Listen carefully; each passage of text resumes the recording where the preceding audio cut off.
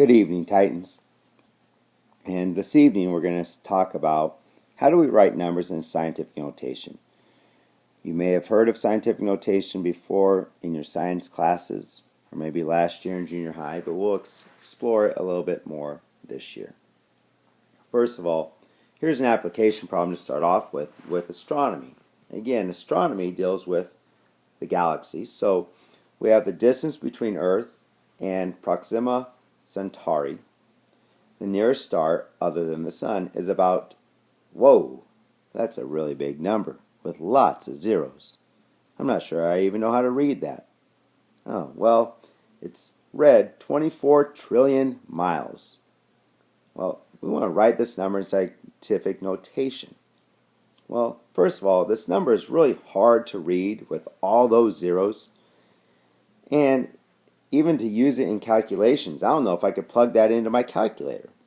So, a special way to express very large and very small numbers in a compact form is called scientific notation.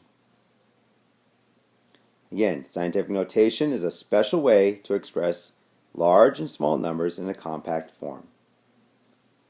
A scientific notation is a product with two factors. It's going to be a number multiplied by a power of 10.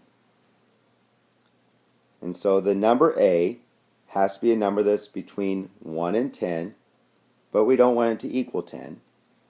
And then the exponent will be a positive number if the number was a very, very large number, or a negative number if it was a very, very, very small number. And again here it says n is positive if you had to move the decimal to the left to make it a number between 1 and 10. Or it's negative if you had to move the decimal to the right in order to make the number a number between 1 and 10. Sometimes when we start talking about the directions left and right, that can get confusing. So I just like to think of it, if the number is a really large number, the exponent is going to be a positive. And if the number is a very, very small number, meaning a decimal, less than 1, then the exponent will be a negative. So if we look at these first example here, we have a number, it's 875,000, which isn't a real large number, but just to try to teach the basics here, we'll start with this. We first want to move the decimal, which again, the decimal would be about right there. We want to move that so that the number is between 1 and 10. So we're going to move it 1, 2, 3, 4, 5 places to make that 8.75. And now, again, the second step says determine the exponent, which is the number of times you move the decimal. Well, as you heard me count, we moved it 5 times. So I'm going to take this times 10 to the power of a positive 5. Again, when numbers are greater than 10, which obviously 875,000 is, the exponent will be positive. We look at this next one, which is a very large number.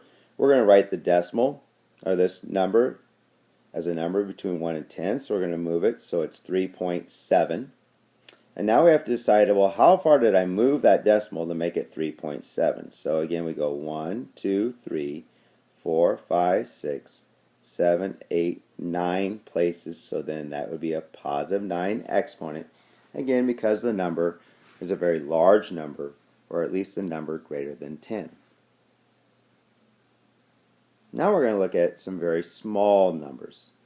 Now, again, we're going to have to move the decimal to the right, sorry about that, to create a new number from 1 to 10. So we're going to make this 1.25 times 10 to the, now I have to decide again how far I had to move that decimal. So it's 1, 2, 3, 4, 5, 6, 7, 8, 9 places. Because that number is a number that's very, very, very small, it's a number less than 1, we're going to have a negative 9 as our exponent.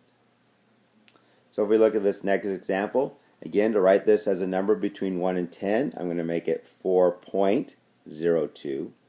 Again, there can only be one number to the left of the decimal point when I'm writing the number in scientific notation.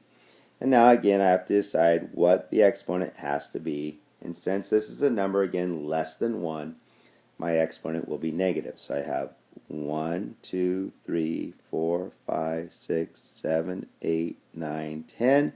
So it's to the negative 10th power. So again, it is a little bit more compact. I'd be able to write this number and use it in calculations on a scientific calculator, where if I had a regular calculator, I may not even be able to plug in that number due to the fact that it has so many zeros. Now we're going to look at how do I take a number that's in scientific notation and write it into decimal notation. And this one's pretty simple. We just write the first part of the number down and we know where the decimal is.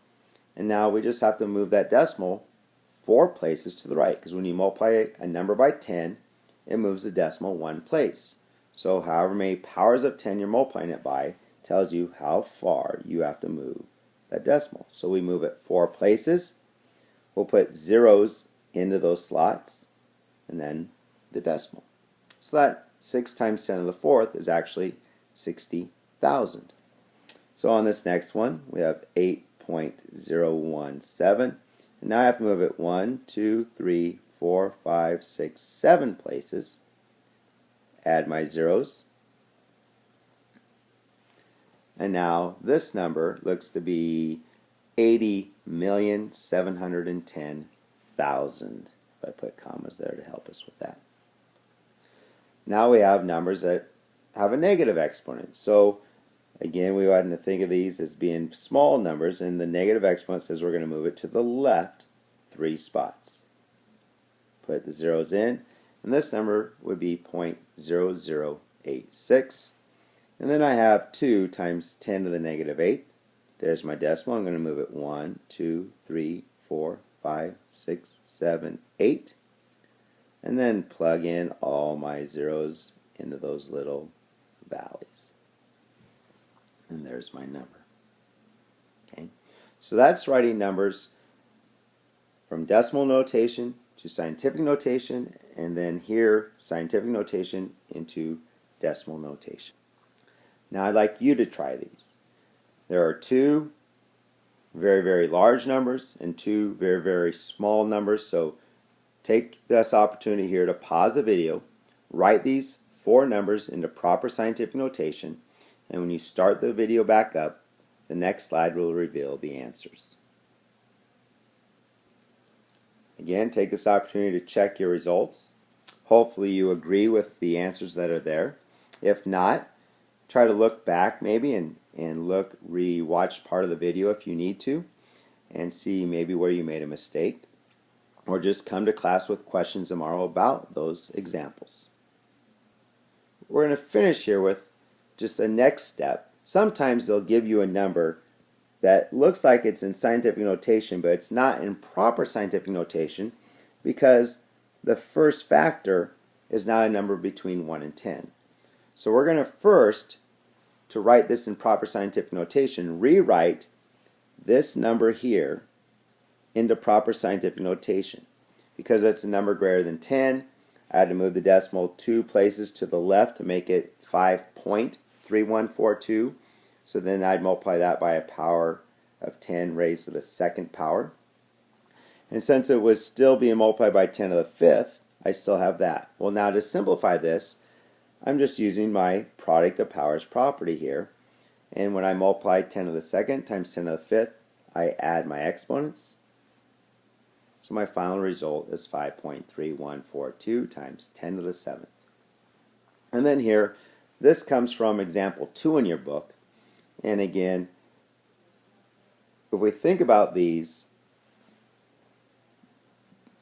powers of 10 as just using maybe the quotient rule, because again, this is 3 times 10 to the 13th divided by 10 to the 5th. Well, these are just powers that have the same base, and they're being divided. So the quotient rule says to subtract the exponents. So since, again, we are dividing the powers, we're going to keep the 3 the same, times 10, and subtract those exponents to the 8th power. So again, scientific notation can be very, very useful, mostly in your science classes. Again, in Some classes you're going to deal with atoms and molecules are going to be very, very, very small values, or if you're dealing in astronomy and some of those things, you're going to deal with very, very, very large numbers. So we like to take this opportunity to try to show you how and why we use scientific notation, and be ready tomorrow to discuss some of these things and do some practice with this, and then we'll expand on this and even have to do operations with scientific notation the next evening. So hope this went well for you, and we'll be ready to discuss things tomorrow in class. Made with Doodlecast Pro.